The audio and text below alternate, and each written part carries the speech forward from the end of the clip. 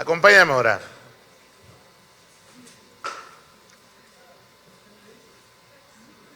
Te damos gracias, Señor, porque realmente día a día experimentamos tu misericordia.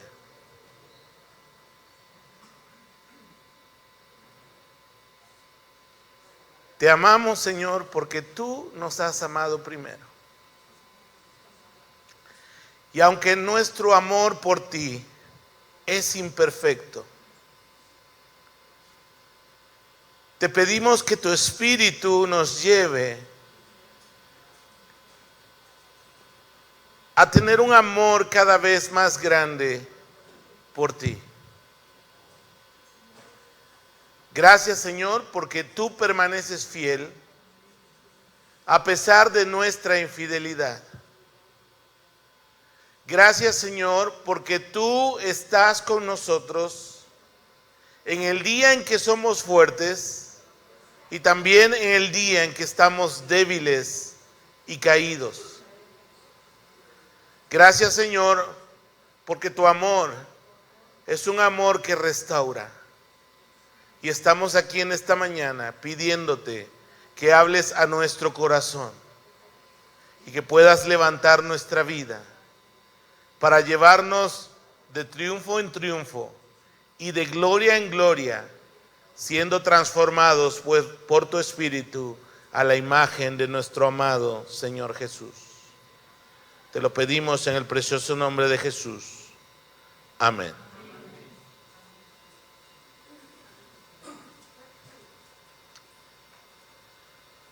Todos hemos hecho cosas en la vida que han lastimado a personas que amamos. ¿Cierto o no?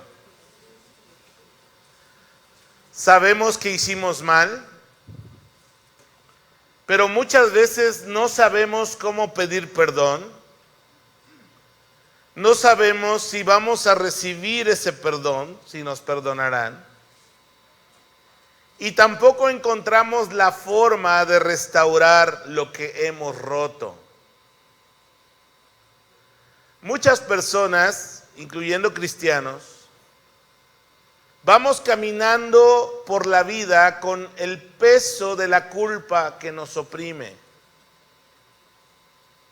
La culpa es una voz que susurra frecuentemente a nuestro oído lo que hicimos. Y que por nuestra causa las cosas no están bien y nunca volverán a ser igual. La culpa, hermanos y amigos, tiene el poder de afectar nuestras emociones, nuestros pensamientos y de destruir nuestras vidas. Hoy llegamos al fin del Evangelio según San Juan, verso a verso. Y estoy muy alegre por eso. No solo por terminar. Porque mira, el Evangelio de Juan pudo haber terminado en el capítulo 20. Cuando Juan dice estas cosas, Jesús hizo otras cosas, muchas cosas que no están escritas. Pero las que están escritas, ¿te acuerdas? Eso terminamos el jueves pasado en el streaming. Se escribieron para que creáis en el nombre del unigénito Hijo de Dios y para que creyendo tengáis vida en su nombre. Y como que era una forma poderosa, magistral de terminar el Evangelio. Capítulo 20. Pero el Espíritu Santo nos ha dejado un capítulo más, capítulo 21 de Juan. Y yo estoy seguro, porque así es la palabra y así lo creo, nos lo ha dejado como una palabra de gracia, una palabra de consuelo, para todos los que estamos siguiendo al Señor, para todos aquellos que estamos queriendo amar al Señor, y descubrimos que nuestro amor por Dios, lamentablemente, es un amor imperfecto. Juan escribe este evangelio cuando es ya anciano. Para este tiempo el apóstol Pedro ya entregó su vida por su fe. Y Juan pudo no haber puesto lo que vamos a ver hoy, a lo que vamos a reflexionar. Pero si tú has seguido con detenimiento las narrativas de Juan, vemos a Pedro negando al Señor en el patio de Anás. No una, no dos, 3 veces. Y quizá para los lectores de Juan dicen, ¿qué ocurrió o cómo fue que Pedro, siendo un temeroso, un traidor, llegó a ser un valiente testigo de Jesús? Y Juan capítulo 21, hermanos, nos relata una historia de gracia, una historia de amor, una historia de restauración. Porque el Señor sabe quiénes somos, ¿o no? Y sabe con anticipación lo que hemos hecho y lo que hacemos y lo que haremos. Pero el Señor es misericordioso, lleno de gracia. Y Él, a pesar de cómo eres y de quién eres y de lo que haces, se ha propuesto completar la obra que comenzó un día en nosotros. Y eso es maravilloso, hermanos. Porque no se trata de mis fuerzas, no se trata de mi capacidad, se trata de lo que Dios se propuso hacer en cada uno de nosotros. Moldear la imagen de Jesús en tu vida y en mi vida. Abre tu Biblia, por favor, en Juan capítulo 21.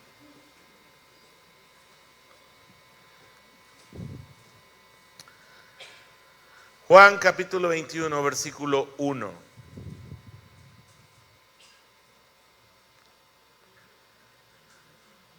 Después de esto, Jesús se manifestó otra vez a sus discípulos junto al mar de Tiberias. Bájenle un poquito, por favor. Y se manifestó de esta manera. Estaban juntos Simón Pedro, Tomás llamado el Dídimo, Natanael el de Caná de Galilea, los hijos de Zebedeo y otros 2 de sus discípulos. Simón Pedro les dijo, voy a pescar. Ellos le dijeron, vamos nosotros también contigo. Y fueron y entraron en una barca y aquella noche no pescaron nada. Vamos a hacer una pausa ahí. Los discípulos, después de haber estado en Jerusalén y haber estado presenciando la pasión de Cristo, habiendo comenzado a tener una evidencia empírica, indubitable de la resurrección de Cristo, regresaron a su tierra natal, a su lugar de origen, a Galilea. Ellos saben en este momento que Jesús está vivo, pero no tienen claro todavía cuál es el siguiente paso. ¿Qué es lo que va a pasar? Ellos como que están asimilando todo lo que ha ocurrido y tratando de entender cuál es el propósito que Dios tiene hacia adelante. Y Juan, que ama a Pedro, que en este momento, como ya les dije, ya partió con el Señor. Ahorita voy a explicar un poco más adelante. El Evangelio de Juan más o menos se escribió en el año 90 después de Cristo. Pedro murió en los años 60 y tantos después de Cristo. Juan nos deja aquí esta historia de gracia. ¿Cómo fue que Pedro, después de haber negado al Señor 3 veces, llegó a ser un valiente testigo de Jesús? Pedro, no digo que es el personaje principal, pero Juan se está enfocando en él. Y tratemos de pensar un poco en qué estaría pensando Pedro, qué estaría sintiendo. ¿Qué hay en el corazón de Pedro después de lo que sucedió? Negué 3 veces al Señor. En el momento en que más me necesitó Jesús, me acobardé y le fallé. ¿Habrá habido culpa en el corazón de Pedro? ¿Sentimientos de fracaso? ¿Desilusión? ¿Incertidumbre por el futuro? Ahora, lo más importante en este pasaje, hermanos, sí es una parte importante, ¿qué está pasando con Pedro? Pero lo más importante es cómo Juan nos revela el corazón de Cristo hacia aquel que le falló. Porque ponte a pensar, ¿qué harías tú con un traidor? ¿Qué harías tú? ¿Qué haces cuando alguien te traiciona? ¿Te enojas? ¿A poco no? ¿Nunca te ha traicionado nadie? A mí un montón de veces. ¿Y qué haces? ¿Te enojas? ¿Te retuerces y comes hígado encebollado toda esa semana, todo ese mes? ¿Quieres orar imprecatoriamente, Señor, que descienda fuego del cielo y los consuma? No te hagas, ¿alguna vez has orado así?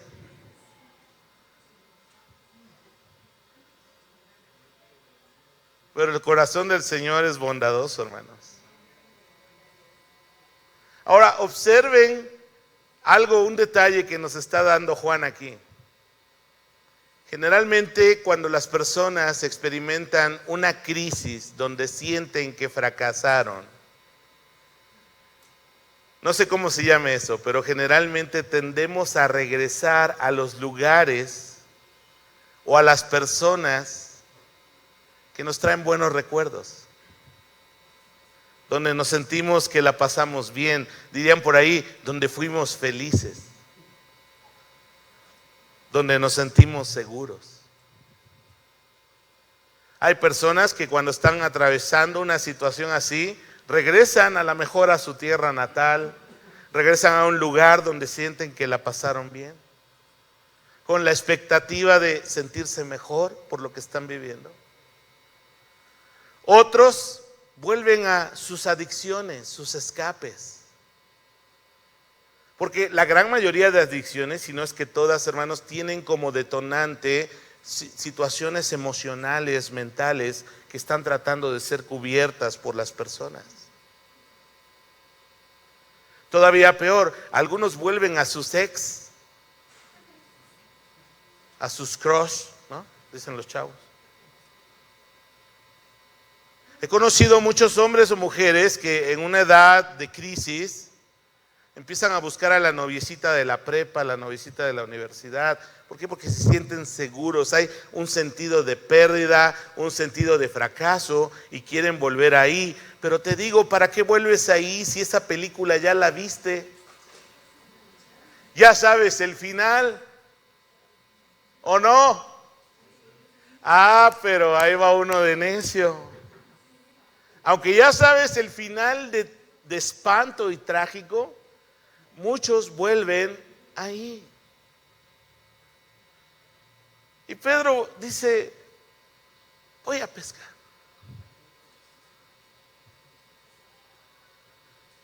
Y otros 6, porque en total son 7 los que están nombrados aquí en el pasaje. Si luego haces tus cuentas, si me equivoqué me lo haces saber, pero yo conté a 7.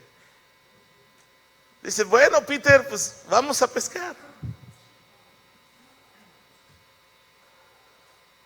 Ahora, es increíble cómo el Señor tiene control de todo. Y en medio de esta situación que Pedro está viviendo, el Señor está listo, el maestro, para repetir la lección. Vamos a continuar. No pescaron nada esta noche.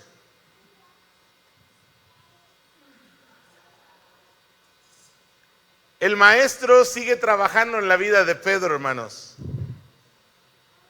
El maestro sigue trabajando en tu vida. Y Dios permite circunstancias que muchas veces no son agradables para nosotros. Pero el Señor no ha quitado el dedo del renglón.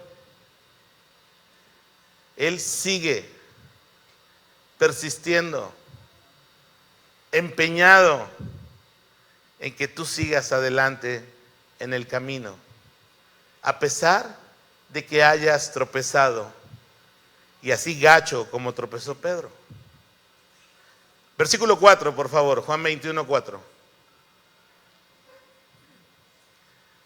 Cuando ya iba amaneciendo, porque se fueron bien de noche a pescar, madrugada, se presentó Jesús en la playa. Mas los discípulos no sabían que era Jesús. Y les dijo, hijitos, ¿tenéis algo de comer? Y le respondieron, no. Él les dijo, echad la red a la derecha de la barca y hallaréis. Entonces la echaron y ya no la podían sacar por la gran cantidad de peces. Vamos a hacer una pausa acá.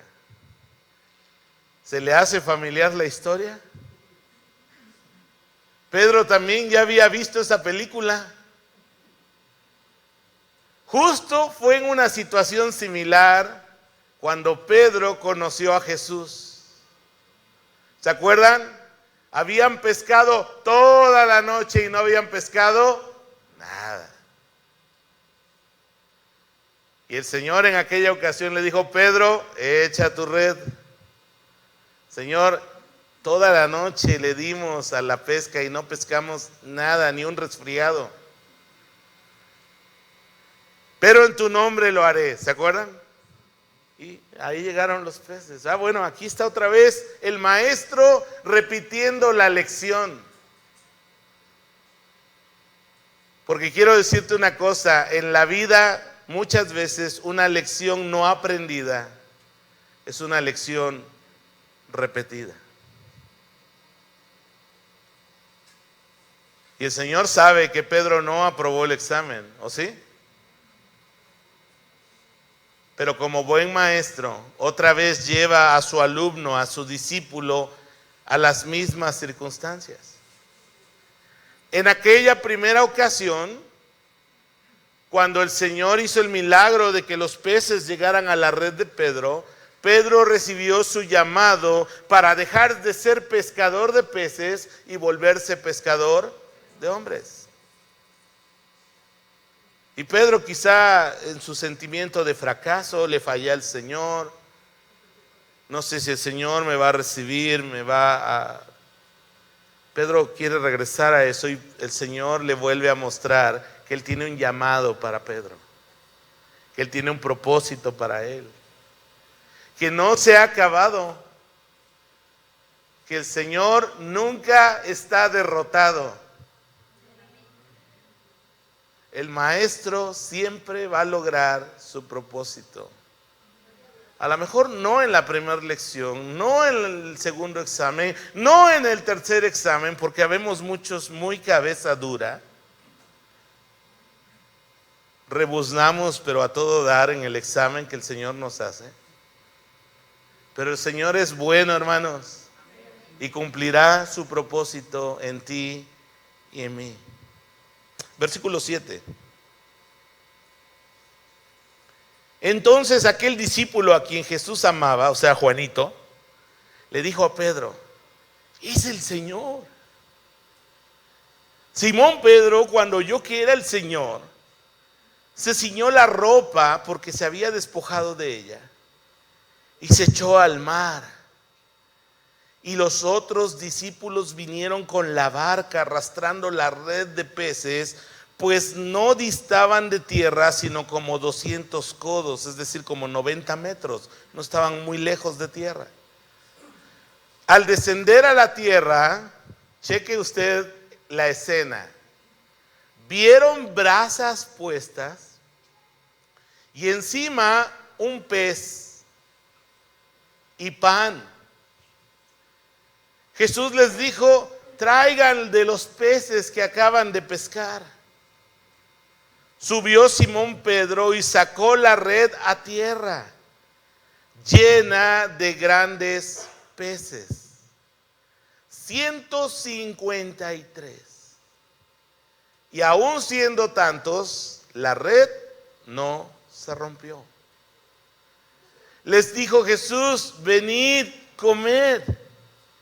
Y ninguno de los discípulos se atrevía a preguntarle: ¿tú quién eres?, sabiendo que era el Señor. Vino pues Jesús y tomó el pan y les dio, y asimismo del pescado. Esta era la tercera vez que Jesús se manifestaba a sus discípulos después de haber resucitado. Vamos a hacer una pausa, ya leímos bastante.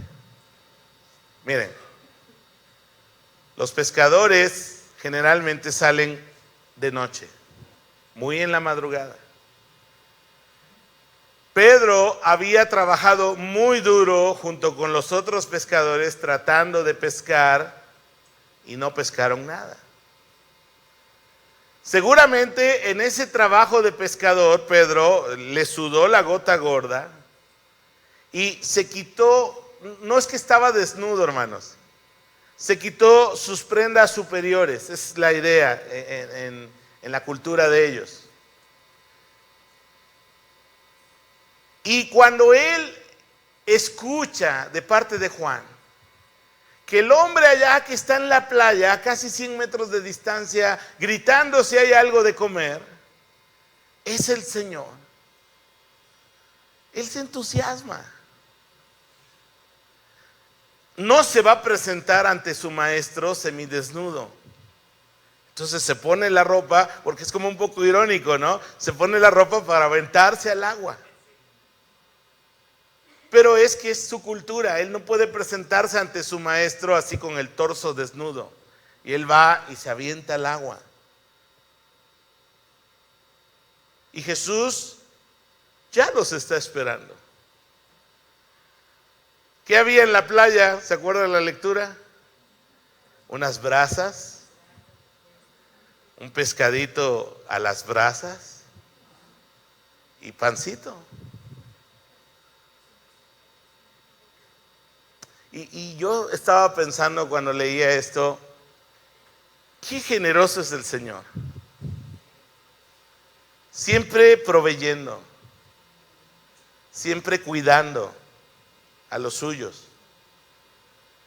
Le decía al Señor: bueno, el día que estemos allá contigo, Señor, yo no quiero pescado a las brasas. ¿No podrá ser una vaquita a las brasas, verdad? Ahí, bien asada. Bueno, eso me entusiasma, ¿no? Al Señor le gusta el asado, está bien, pues, me anima. No sé si vaya a haber vacas.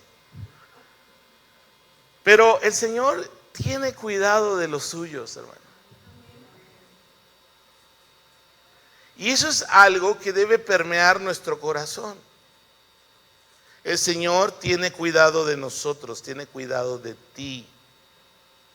aunque a veces lo que está ocurriendo alrededor parezca que no. En cierta ocasión estaban igual en el mar de Galilea, un lugar de muchas lecciones del Señor para los suyos, te acordarás. Y parecía que la barca se iba a anegar y el Señor está dormidote ahí con ellos. Y alguien le dice: ¿que no te da cuidado que nos ahogamos? Estamos pereciendo. El Señor está en control. Ahora, generalmente el maestro, cuando aplica un examen, está en silencio. Está observando. Y el Señor pone con cierta frecuencia nuestra vida en un examen, en una prueba. Y está observando. Está mirando cuánto confías en Él. ¿Cuánto le has conocido a Él? Está mirando cuánto lo amas.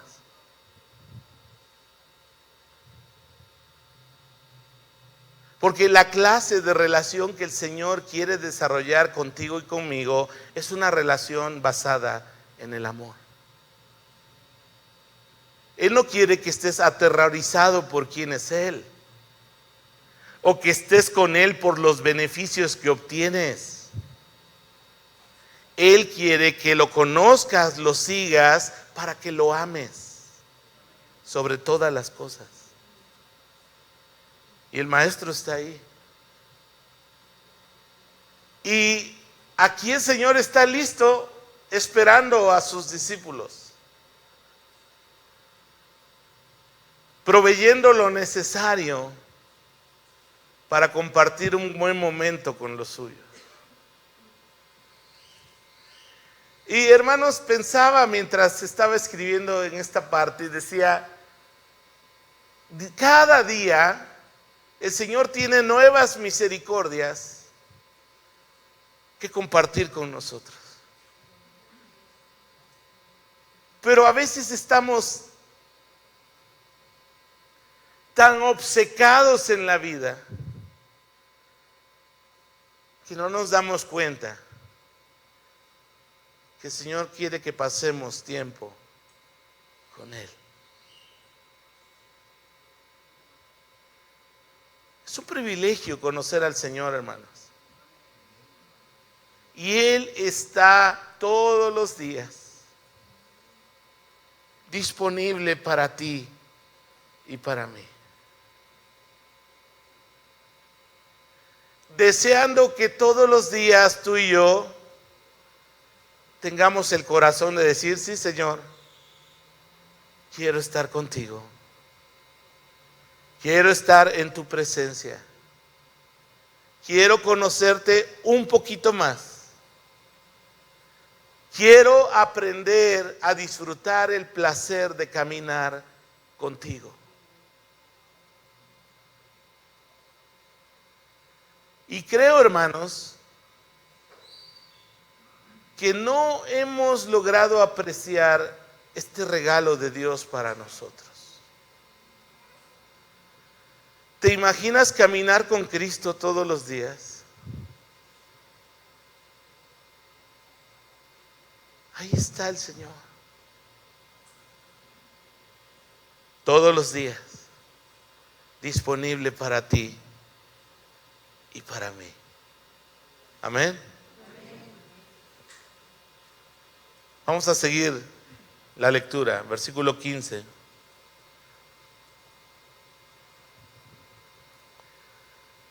Cuando hubieron comido, ¿cuántas veces habrá dicho el Evangelio que Jesús estaba comiendo en una fiesta? Eso también me gusta. Cuando hubieron comido, Jesús dijo a Simón Pedro, aquí viene la parte medular: Simón Pedro, Simón, hijo de Jonás, ¿me amas más que estos? Le respondió: sí, Señor, tú sabes que te amo. Él le dijo, apacienta mis corderos. Volvió a decirle la segunda vez, Simón, hijo de Jonás, ¿me amas? Pedro le respondió, sí, Señor, tú sabes que te amo. Le dijo, pastorea mis ovejas. Le dijo la tercera vez, Simón, hijo de Jonás, ¿me amas? Pedro se entristeció de que le dijese la tercera vez, ¿me amas? Y le respondió, Señor, tú sabes todo. Tú sabes que te amo. Jesús le dijo, apacienta mis ovejas. Vamos a hacer una pausa aquí, hermanos. Me imagino de esas escenas cuando uno sabe que tiene que hablar algo, pero no quiere uno hablar. ¿Nunca le ha pasado? Necesitas hablar con tu cónyuge, necesitas hablar con tus padres, necesitas hablar con tus hijos. Es como la plática que se necesita tener, pero nadie quiere tener. Y ahí está Pedro comiendo el pescado, el pan. Ahí está el Señor a un lado. A lo mejor Pedro diciendo, y le diré que lo siento. ¿Qué pensará de mí? ¿Me perdonará? ¿Será que ya perdí como mi lugar en su reino? ¿Se imaginan todas esas preguntas de Pedro? Ahora, si el Señor fuera como nosotros, Él hubiera reclamado. Porque así somos reclamones. Exigimos nuestros derechos. Tú me fallaste, ven aquí de rodillas a pedirme perdón. Así somos, ¿no? Y a ver si te perdono. Perdonaré, pero no olvidaré. Es que nunca va a volver a hacer lo mismo. O sea, tan chiquitos y tan arrogantes somos los seres humanos, ¿no? Ahora, el Señor sabe quién es Pedro. ¿Al Señor le sorprendió que lo negara ahí en el patio de Anás? No. Él ya sabía que lo iba a negar. Y a pesar de que sabía quién era Pedro y sabía que en el momento crucial le iba a fallar, el Señor lo amó. El Señor lo escogió como uno de los 12. Y el Señor comenzó a trabajar en él.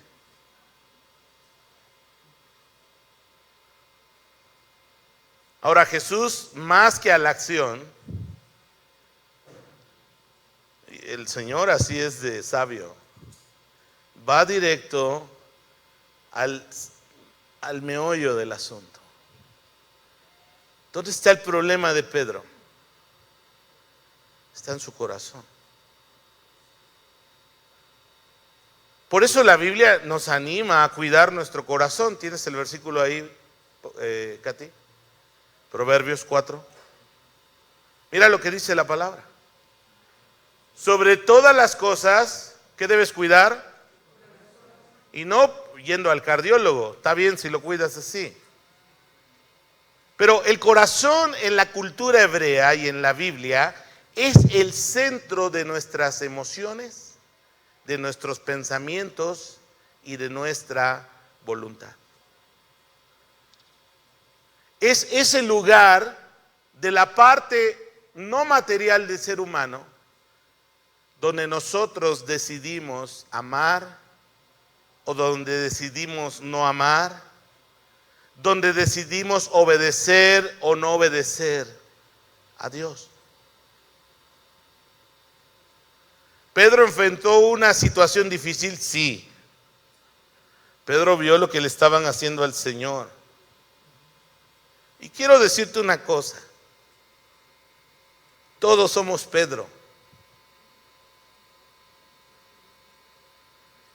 Porque cuando estamos sometidos a prueba, la verdad, hermanos, es que muchas veces le fallamos al Señor. Y el problema está más que en las acciones. Jesús apunta ¿a dónde? Al corazón. Mira lo que dice Hebreos capítulo 3, versículo 12. Por lo tanto, amados hermanos, cuidado. Asegúrense de que ninguno de ustedes tenga un corazón maligno e incrédulo que los aleje del Dios vivo.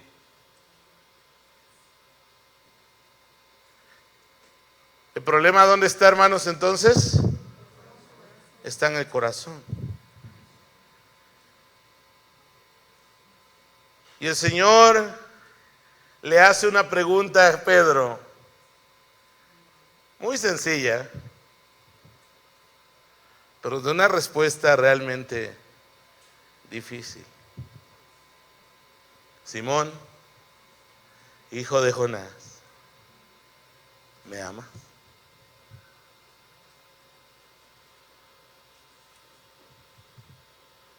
Ahora Pedro sabe que Jesús es Dios. Él sabe que conoce lo que hay en su interior.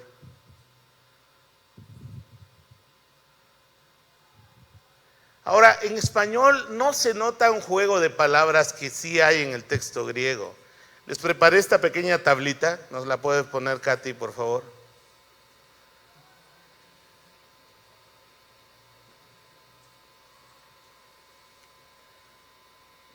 El Señor, las dos primeras veces que le pregunta a Pedro, usa el verbo agapao. En griego hay como 4 palabras que se pueden traducir en español como amor. En castellano todas las traducimos en amor. Agapao es la manera más intensa de poder amar a alguien. El amor de Dios, siempre cuando la Escritura habla del amor de Dios hacia nosotros, dice que Dios nos agapao. Y Pedro le pregunta, Jesús le pregunta a Pedro, Pedro, agapata en mí, ¿me amas más que estos? La primera vez. Trata de imaginarte la escena.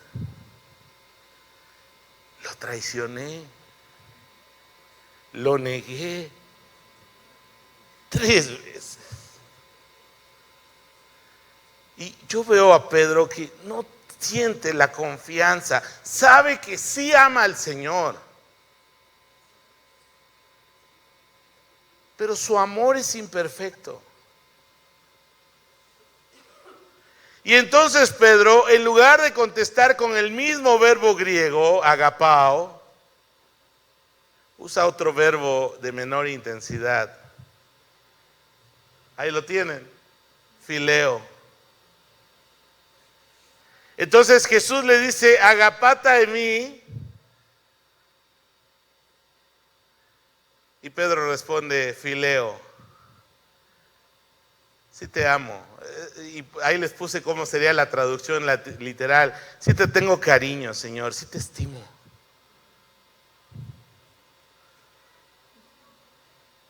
Y bueno, como que no es la respuesta que Jesús está buscando, ¿no? Pero yo me imagino, estoy como tratando de imaginar esa lucha mental en el corazón, en la mente de Pedro. Y nuevamente el Señor le vuelve a preguntar, Pedro, Simón, hijo de Jonás, ¿me amas? Otra vez usa el Señor agapao. Y otra vez Pedro le dice, Señor, sí te fileo, sí te estimo.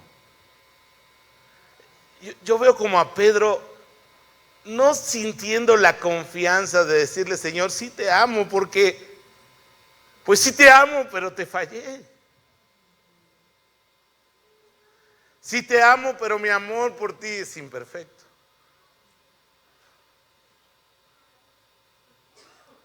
Y la tercera vez, eso no lo vemos en castellano nosotros, Jesús le baja 2 rayitas a lo que está preguntando.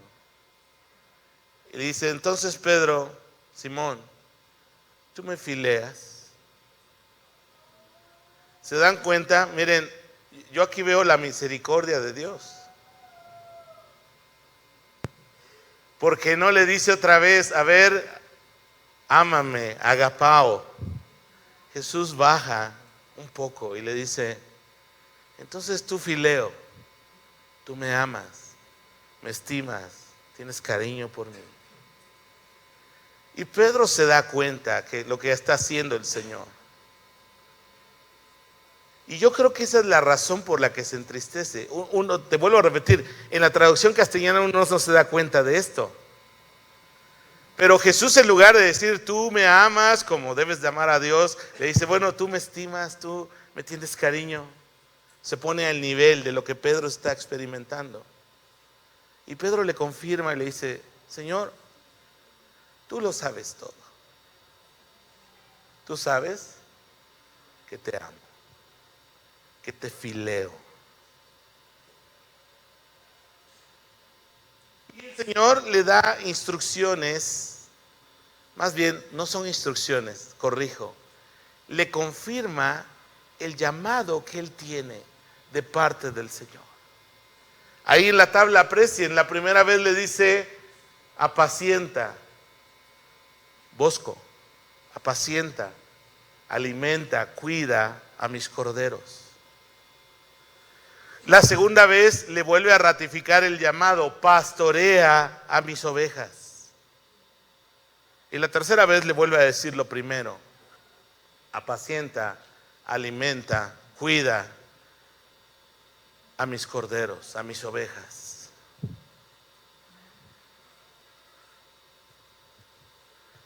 Y es que Pedro, hermanos, sabe la clase de amor que Dios es digno de ser amado. En Marcos 12:30, en cierto discurso y una discusión que tenía el Señor, recordarás que él dijo, y amarás al Señor tu Dios, repitiendo Deuteronomio 6, y amarás al Señor tu Dios, ahí sí es agapao, amarás al Señor tu Dios con todo tu corazón, y con toda tu alma, y con toda tu mente, y con todas tus fuerzas. Yo veo a Pedro ahí, hermanos, que no se anima a decirle, Señor, yo te amo. ¿Qué responderías hoy si Jesús te preguntara a ti, Ramiro, ¿me amas más que estos? Hilario, que el Señor te preguntara, ¿me amas? Lolita, que el Señor te pregunte, ¿me amas?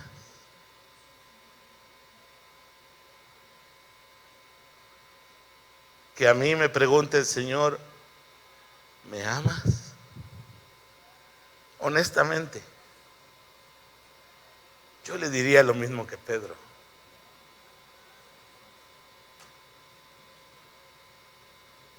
Te estimo, te tengo mucho cariño, pero esta clase de amor, con todo tu corazón, con toda tu fuerza, con toda tu alma, con toda tu mente,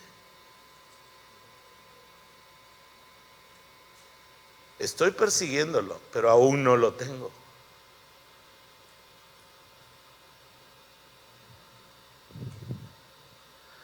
Mi amor por Cristo es imperfecto.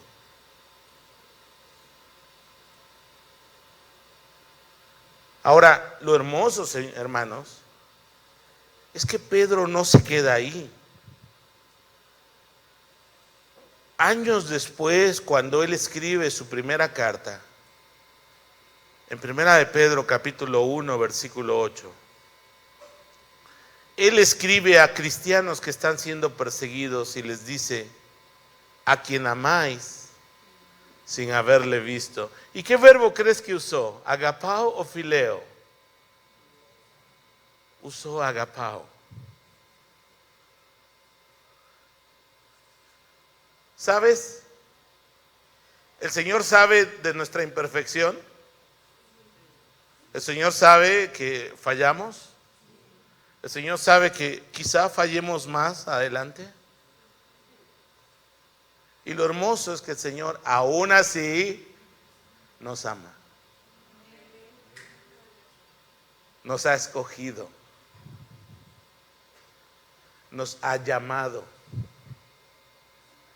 Y con toda convicción está trabajando en tu vida y en mi vida para llevarnos de triunfo en triunfo y de gloria en gloria, siendo transformados por el Espíritu a la semejanza de la gloriosa imagen de Cristo.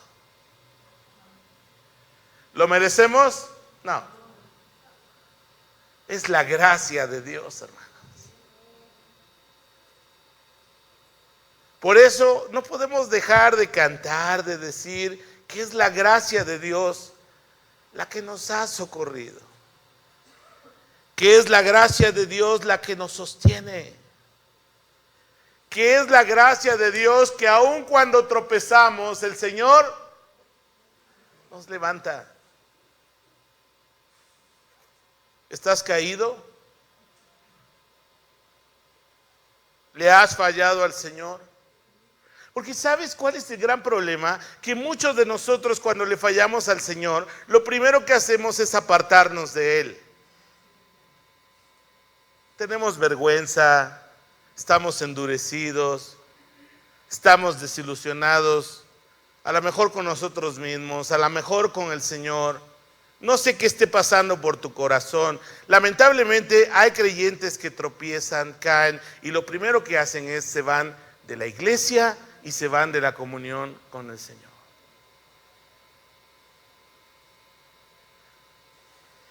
Ahora Pedro aquí está. Incluso cuando escucha que es el Señor, se avienta al agua y va a buscarlo a Él. Yo quiero animarte. Tú que estás aquí, quien esté viendo esta prédica en línea. Si le has fallado al Señor, si has tropezado, si te has apartado de Él, el Señor está con brazos abiertos para aquellos que arrepentidos regresan a Él.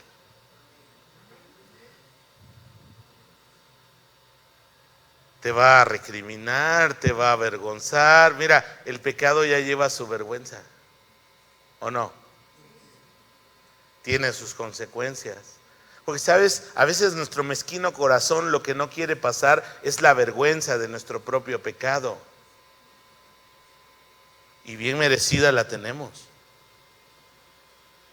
Pero lo que no podemos y no debemos perder de vista es que el Señor es bueno, el Señor nos ama, el Señor tiene gracia para todo aquel que arrepentido regresa a sus brazos de amor. Y como iglesia, hermanos, nosotros tenemos también que dispensar la gracia de Dios. Eso de que alguien tropieza y hacemos leña del árbol caído, hermanos, es pecado, es realmente la falta de la gracia de Dios. El Señor mismo, ¿te acuerdas? Dijo: el que esté libre de pecado, tire la primera piedra. A ver, ¿quién? Ahora, ¿se trata de hacer alcahuetes y hacer como que nada ha sucedido? Tampoco. Se trata, hermanos, de honrar la santidad del Señor y al mismo tiempo dispensar su gracia. ¿Dios es santo? ¿Merece que vivamos en santidad? Sí. pero descubrimos que somos pecadores. Y cuando alguien tropieza, la palabra es muy clara, Gálatas capítulo 6. Hermanos, si alguno entre vosotros es sorprendido en alguna falta, ustedes que son espirituales, restáurenle, dice el Señor. Entonces, no estamos para ser jueces de las personas. Estamos sí para señalar el pecado nuestro, el pecado de alguien en la comunidad de fe, sí. No vamos a decir, ay, qué bien que hiciste esto y aquello, el Señor. No, hermanos, las cosas como son. Pero vamos a dispensar la gracia de Dios. Y así como el Señor tomó a Pedro a punto, ¿dónde está el problema de nuestros pecados? En nuestro corazón. Y entonces a una persona que ha caído y que tiene culpa y está avergonzada, yo lo que le diría es, mira, arrepiéntete delante del Señor y vuelve a tu casa, vuelve a tu iglesia. Y aquí, por lo menos en Calvary Fortaleza, vamos a dispensar la gracia de Dios. No vamos a hacer alcahuetes en decir nada pasó. Pero el Señor te ama, nosotros te amamos.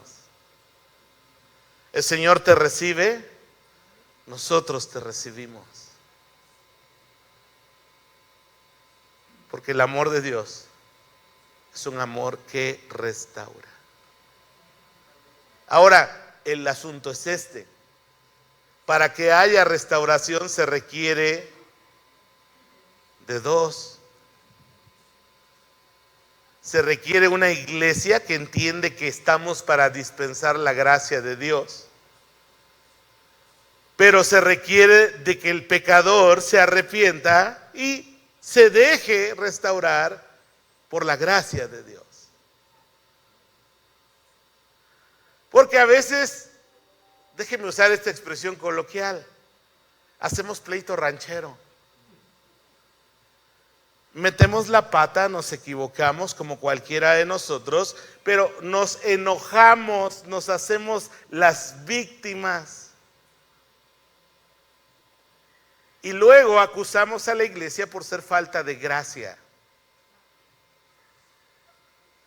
Pero se requiere de las dos partes, hermanos. Es que ahí no hay amor. No, sí hay amor, pero no hay arrepentimiento del otro lado. ¿Sí me doy a entender? Si tú vienes arrepentido al Señor, no a mí, entiéndelo, no conmigo, no con el pastor, con el Señor. Y si damos muestras de frutos de arrepentimiento, ¿quiénes somos nosotros para no dispensar la gracia de Dios?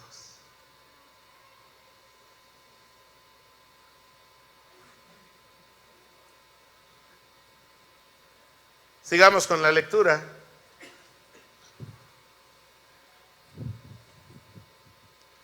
Versículo 18. De cierto te digo, cuando eras más joven, te ceñías e ibas a donde querías. Mas cuando ya seas viejo, extenderás tus manos y te ceñirá otro y te llevará a donde no quieras. Y Juan hace una acotación. Esto dijo, dando a entender con qué muerte había de glorificar a Dios. Y dicho esto, añadió, sígueme. Hermanos, si tú has caído, si tú has tropezado, el deseo de Dios es amarte y restaurarte.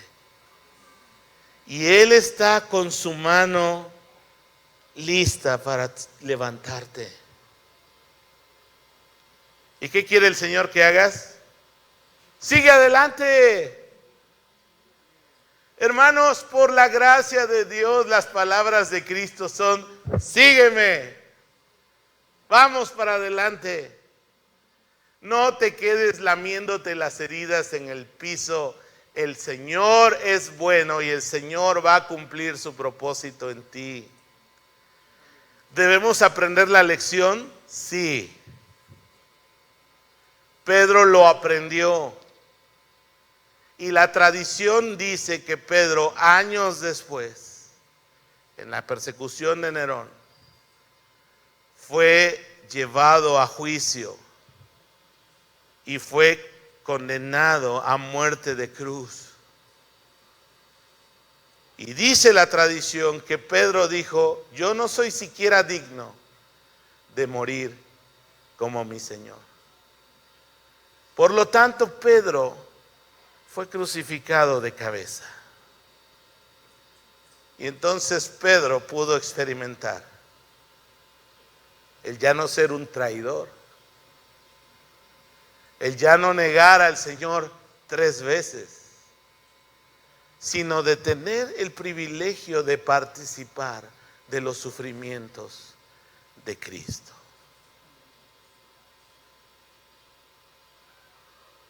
Amén. Así que si te has caído, has tropezado, en el nombre del Señor, levántate, aprende tu lección y sigue a Cristo.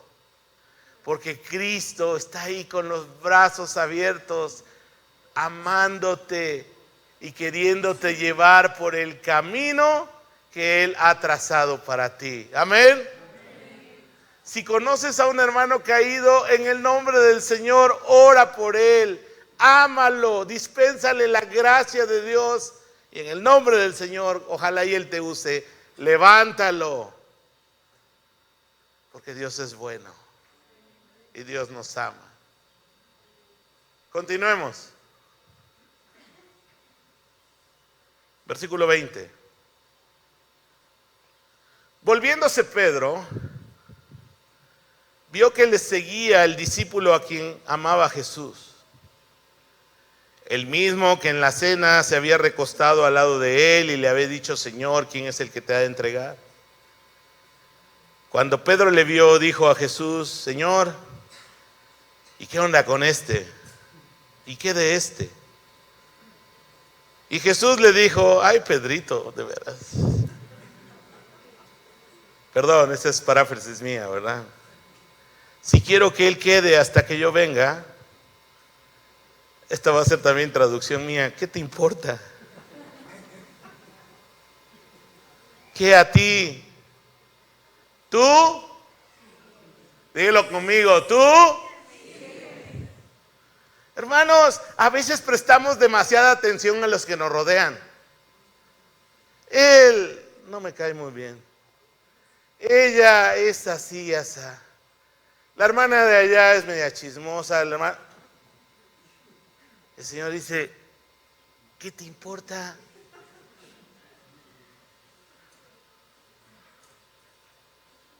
Es que también él ha fallado. Y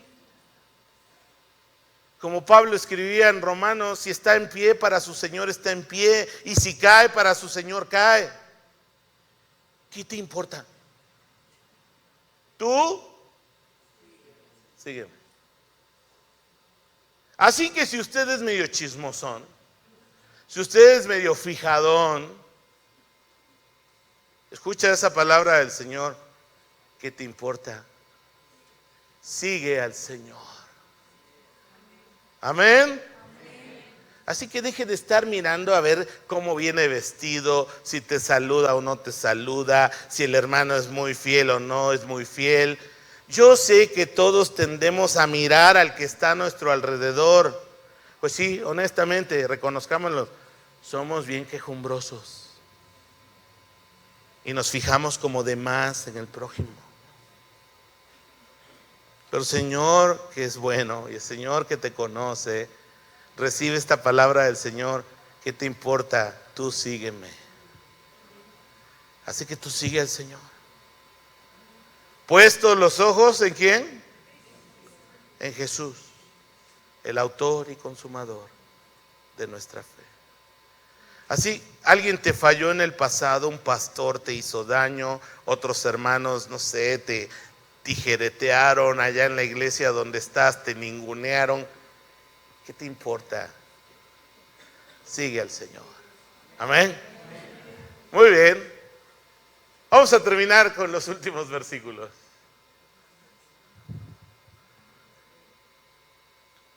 Este es el discípulo que da testimonio de estas cosas. Juan ya está cerrando su evangelio.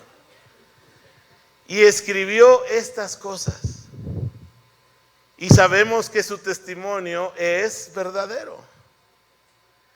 Y hay también otras muchas cosas que hizo Jesús, las cuales si se escribieran una por una, pienso que ni aún en el mundo cabrían los libros que se habrían de escribir. Amén. Es una hipérbole, obviamente. Es un recurso literario, exagerando algo para enfatizar una verdad. Hermanos, hemos terminado verso a verso el Evangelio de Juan. Quiero que cierres tus ojos. Vamos a terminar con una oración.